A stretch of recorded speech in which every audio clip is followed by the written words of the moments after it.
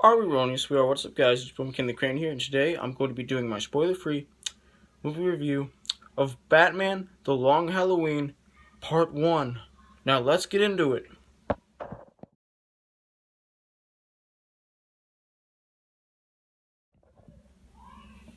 So, earlier this morning, I got a chance to see Batman: The Long Halloween, Part 1 a little early. Its initial release is June 22nd, and today's the 20th, and I got to see it a little early. Let's just say I had an opportunity to see it a little early, and I took that opportunity because why not? I was really excited for the movie, and let me just tell you, it is fantastic. I know I'm not the first critic who's reviewed it to have actually called it fantastic. Like there are about as of right now, there are two other reviews for this movie out. Um, One is by CBR, and then the other is by, I can't remember, but they both called it fantastic. And I gotta say, I couldn't agree more. It's fantastic. Um, it's adapted from one of the greatest comic book stories and one of the greatest Batman stories ever. I have never read the comic book, but I'm aware of what happens in it and stuff like that. Um, and I'm aware of its impact on Batman movies, a lot of stuff from the Long Halloween, heavily influenced The Dark Knight and the upcoming Batman movie, obviously, which is called The Batman. It's the one with Robert Pattinson in it. This is just great. This is such a great movie. Anyway, before I say anything else, let me just address some things. So, this movie stars Jensen Ackles as Batman.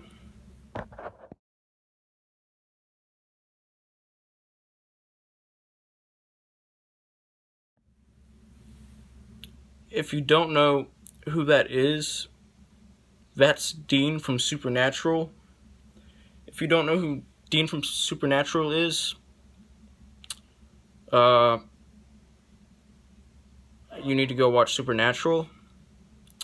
I keep getting the two brothers' names from Supernatural mixed up. I watch the show, but sometimes I'll just be thinking about it and I'll just be like, no, isn't he Dean or he Sam or?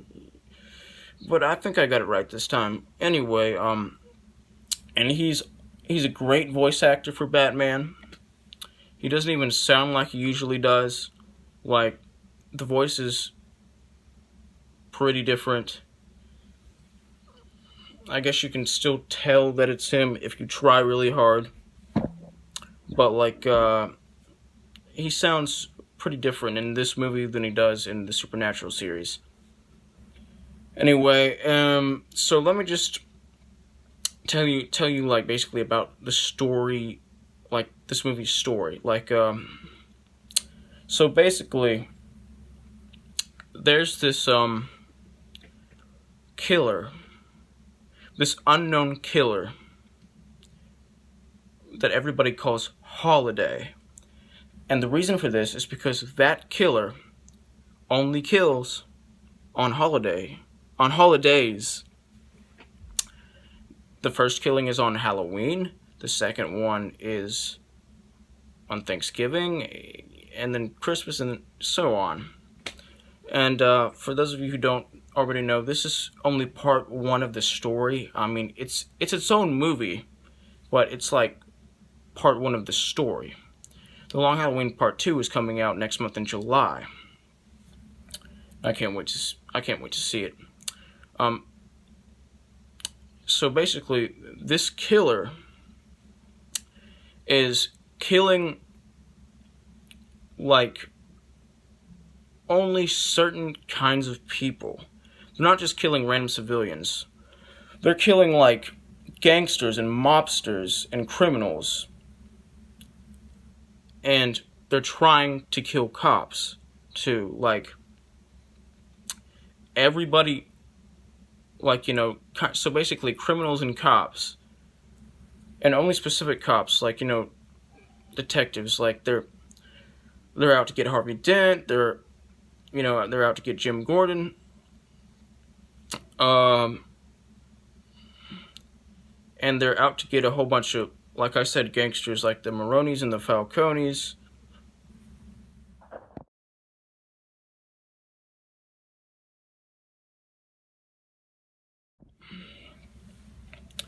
Um, and there's this whole mystery of who is Holiday and why exactly are they like trying to kill everybody, like in these particular fields.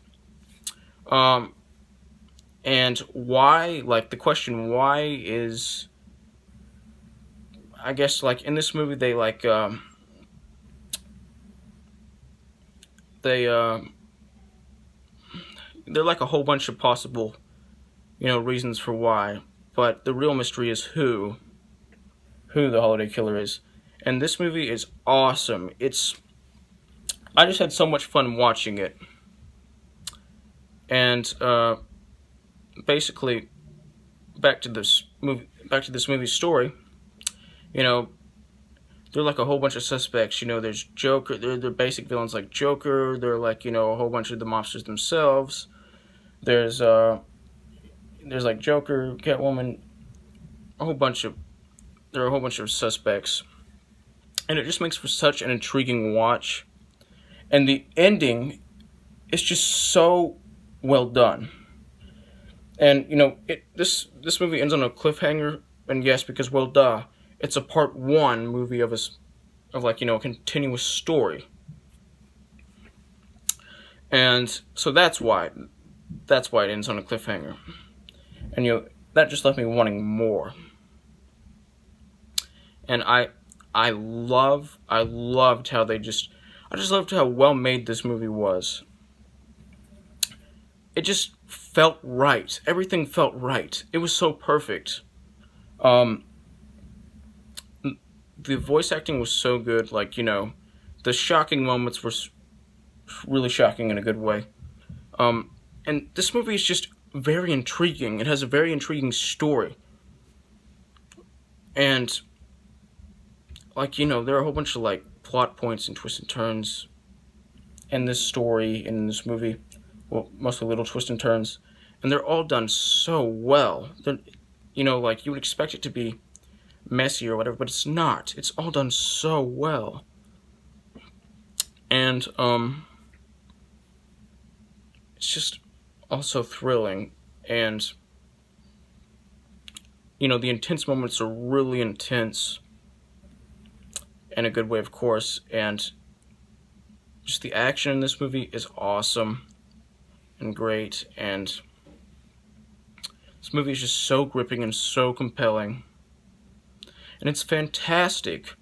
In my opinion, this movie has taken the throne of my number one favorite straight to DVD DC animated movie.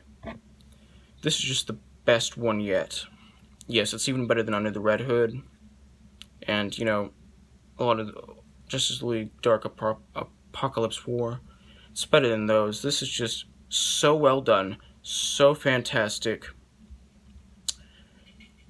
and so entertaining. And don't even get me started on the animation. The animation is just eye candy. It's gorgeous, and the visuals are just awesome. I especially love the way that the Batmobile looks, and Batman's costume looks.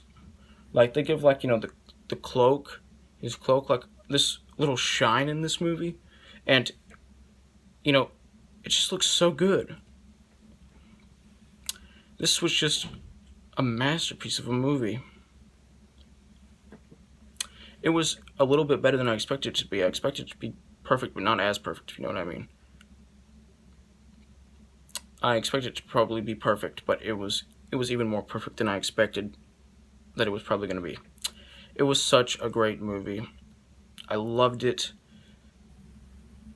It's awesome. It's got great voice acting in it.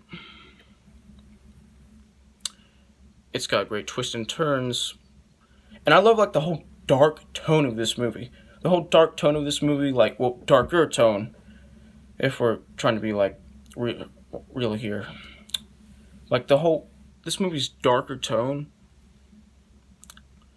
than a lot of other Batman movies is just so good. I love it when, like, Batman movies and stories are like psychological and deep. And I also love it when they're like, very like 70, like I'm referring to the Brad Pitt 90s movie. Like, there's like this whole mystery, and it's kind of like, it's still a superhero story, but it's like a detective story. It's also kind of like a detective story a lot. Like, I know that Batman's technically a detective and also a superhero, but you know what I'm saying. It's just done so well. Like, I love the psychological Batman stories, like Killing Joke, Court of Owls. Those are some of my favorites. It's just so good. They're just so good. I don't just love, like, psychological Batman. Like, a lot of other Batman stories can be like perfect too and good too, but my favorite Batman stories are usually like the psychological ones, if you know what I mean. And they're just all done so well, and that's like a huge contributor, like, aka contributing fact, for why I'm so pumped for the Matt Reeves Batman movie that's coming out in 2022. I want to see it so bad. It's like my most anticipated movie of like pretty much for the rest of the decade. Anyway, I'm going to give this movie a 100% out of a 100%. It's perfect. Oh, by the way, a 100% out of a 100% is the equivalent of an A+. Anyway, like, subscribe, join the notification squad. I will return.